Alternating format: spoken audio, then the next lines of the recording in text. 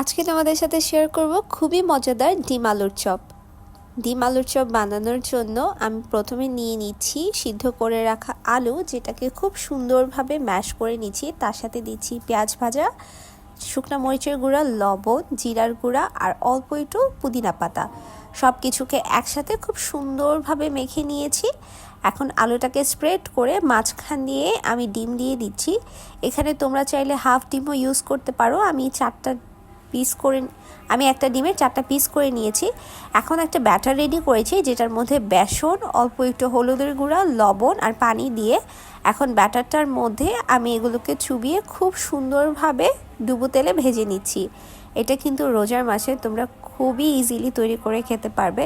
And উপরের লেয়ারটা এত ক্রিস্পি হয়েছিল, সো ভিতরে তোমরা দেখতে পাচ্ছ খুবই সুন্দর ডিমের একটা লেয়ার আছে। So that was it for today's video. Thank you so much for watching. Bye by.